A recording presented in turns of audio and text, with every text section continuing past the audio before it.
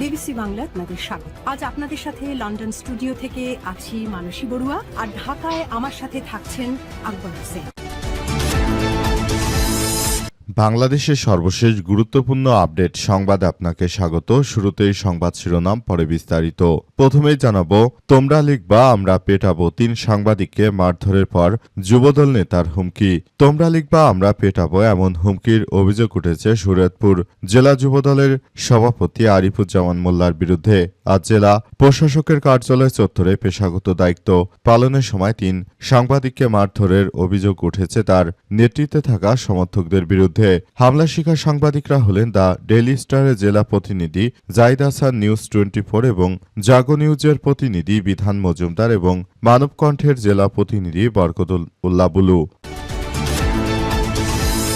এরপর জানাবো, পররাষ্ট্র প্রতিমন্ত্রী হুমায়ুন কবিরের নিয়োগ সংবিধান সম্মত নয় বলল টিআইবি। টেকনোক্র্যাট কোটায় দ্বৈত নাগরিকধারী পররাষ্ট্র প্রতিমন্ত্রী হুমায়ুন কবিরের নিয়োগ সংবিধান সম্মত নয় এবং এ বিষয়ে স্বচ্ছতার সঙ্গে নিজের অবস্থান ব্যাখ্যা না করে পদ গ্রহণও প্রশ্নবিদ্ধ বলে মনে করেছে ট্রান্সপারেন্সি ইন্টারন্যাশনাল বাংলাদেশ টিআইবি।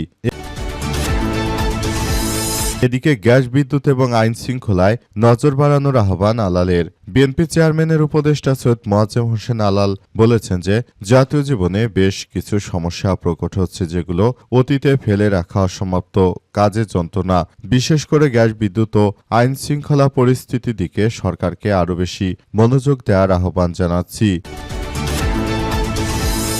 এবারে জানাবো, অতিথি না করা 144 ধারা জারির মাইকিং, ছাত্রদল নেতা বহিষ্কার। নাটোরের লালপুর উপজেলায় কেশবপুর গ্রামে ঐতিহ্যবাহী গ্রামীণ ফুটবল টুর্নামেন্টের ফাইনাল খেলায় অতিথি না করায় ক্ষোভ প্রকাশ করে 144 ধারা জারি করা হয়েছে বলে মাইকিং করার অভিযোগে এক ছাত্রদল নেতাকে বহিষ্কার করা হয়েছে।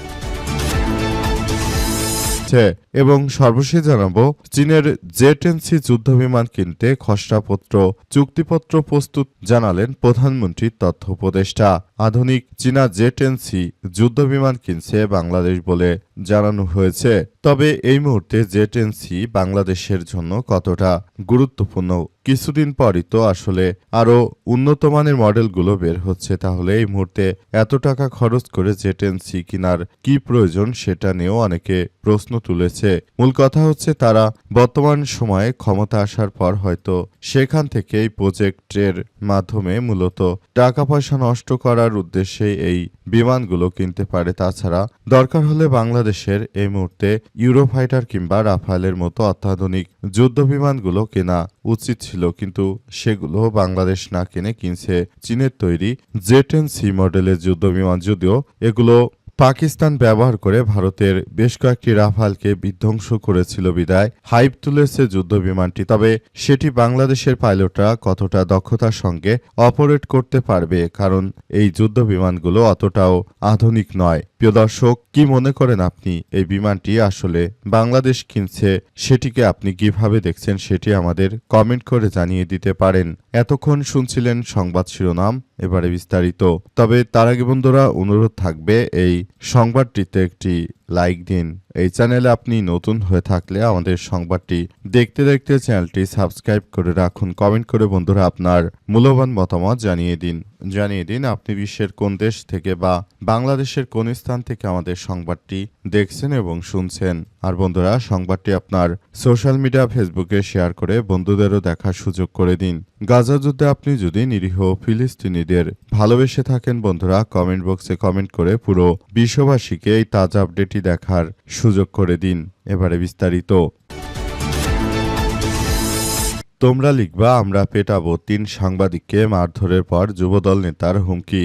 আবারও বড্ড বার বেড়ে গেছে বিএনপির সন্ত্রাসীরা। এবার শরীয়তপুর জেলা যুবদলের সভাপতি আরিফুজ্জামান মোল্লা তিনি 3 জন সাংবাদিককে বেধড়ক পিটিয়েছেন। হামলা শিকার সাংবাদিকরা হলেন দ্য ডেইলি স্টারের জেলা প্রতিনিধি জাহিদ হাসান, নিউজ 24 এবং জাগো নিউজের প্রতিনিধি বিধান মজুমদার এবং মানবকণ্ঠের জেলা প্রতিনিধি বরকত মোল্লা।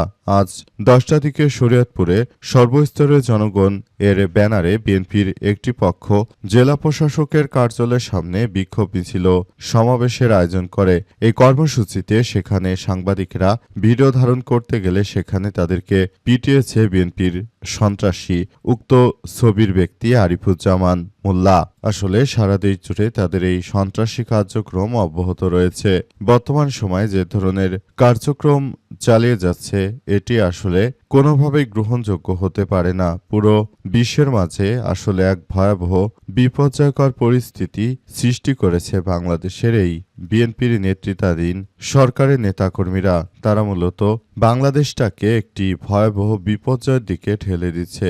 তাদের এই ধরনের বিপর্যয়কর কার্যক্রম আসলে এই মুহূর্তে বাংলাদেশকে খুবই এক ভয়াবহ বিপদের দিকে ঠেলে দিচ্ছে। এখান থেকে আসলে বেরিয়ে আসতে হবে, তাছাড়া কোনো বিকল্প হতে পারে না। পররাষ্ট্র প্রতিমন্ত্রী হুমায়ুন কবিরের নিয়োগ সংবিধান সম্মত নয় বলল টিআইবি। টেকনোক্র্যাট কোটায় দ্বৈত নাগরিকত্বধারী পররাষ্ট্র প্রতিমন্ত্রী হুমায়ুন কবিরের নিয়োগ সংবিধান সম্মত নয় এবং এ বিষয়ে স্বচ্ছতার সঙ্গে নিজের অবস্থান ব্যাখ্যা না করে পদ গ্রহণও প্রশ্নবিদ্ধ বলে মনে করে ট্রান্সপারেন্সি ইন্টারন্যাশনাল বাংলাদেশ বা টিআইবি।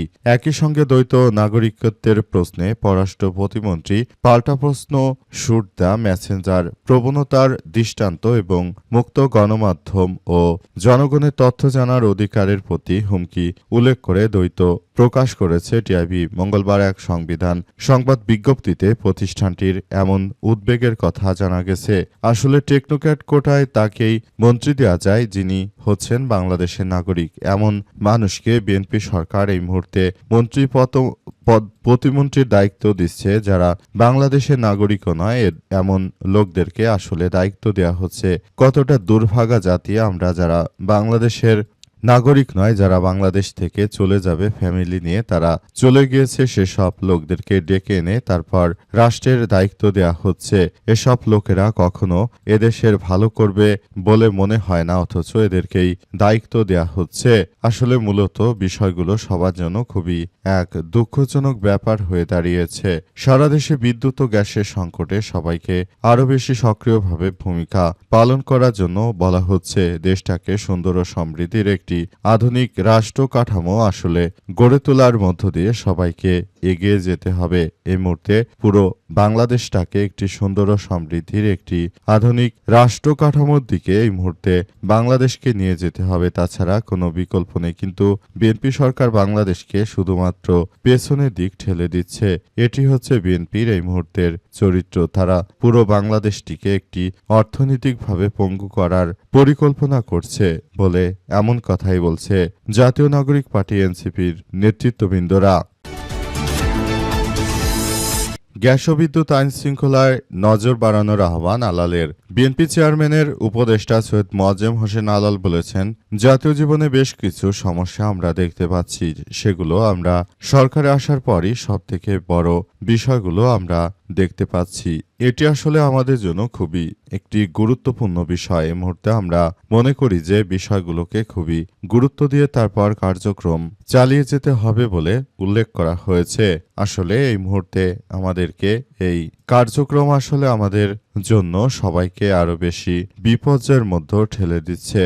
আসলে এই ঘটনাগুলো আমাদের সবাইকে খুব বেশি সমস্যার মধ্যে ফেলে দিচ্ছে। তাই আমরা যে কার্যক্রম চালিয়ে যাচ্ছি সেটা আমাদের সবাইকে আরো বেশি নানাবিধ সমস্যার মধ্যে ফেলে দিচ্ছে। আমরা বিষয়গুলোকে খুবই গুরুত্বপূর্ণ বিষয় হিসেবে দেখছি বলে জানানো হয়েছে। আসলে বর্তমান সময়ে যে ধরনের বিপর্যয়গুলো ঘটছে সেগুলোর জন্য আমাদের সবাইকে আরো বেশি সতর্ক থাকতে হবে। তাছাড়া যে কোনো সময় আবারও ভয়াবহ বিপর্যয়কর পরিস্থিতির সৃষ্টি হতে পারে বলে এমন কথা জানিয়েছেন তিনি। অতিথি না করায় 144 ধারা জারির মাইকিং, ছাত্রদল নেতা বহিষ্কার। কতটা দুর্ধর্ষ সন্ত্রাসী এই বিএনপির চাঁদাবাজ গ্রুপ। চাঁদাবাজ গ্রুপটা তারা একটি জায়গায় ফুটবল খেলায় বিএনপির ছাত্রদল নেতাকে প্রধান অতিথি দেওয়া হয়নি বলে তিনি মূলত মাইকিং করে তারপর পুরো এলাকায় এক ত্রাসের রাজত্ব সৃষ্টি করেছেন। তিনি মূলত সেখানে মাইকিং করার মধ্য দিয়ে আসলে সেখানে তিনি জানিয়ে দিয়েছেন যে এই মুহূর্তে সবাই খেলা যেন না দেখতে আসে, কারণ সেখানে 144 ধারা জারি করা হয়েছে, অথচ 144 ধারা জারি করার এখতিয়ার শুধুমাত্র থাকে ইউএনওর। অথচ উপজেলা প্রশাসনকে বাদ দিয়ে বিএনপির ওই নেতা তিনি নিজেই 144 ধারা জারি করার বিষয়ে এলাকায় মাইকিং করেন এবং অবশেষে আসলে বিষয়টি নিয়ে জানাজানি হলে সবাই উক্ত বিএনপির এই সন্ত্রাস চাঁদাবাজদের বিরুদ্ধে মাঠে নেমেছে। এরপর বাধ্য হয়েও এলাকার বিএনপির নেতারা এই সন্ত্রাসী নেতাকে দ্রুততম সময়ের মধ্যে তাকে আসলে দল থেকে বহিষ্কার করেছে।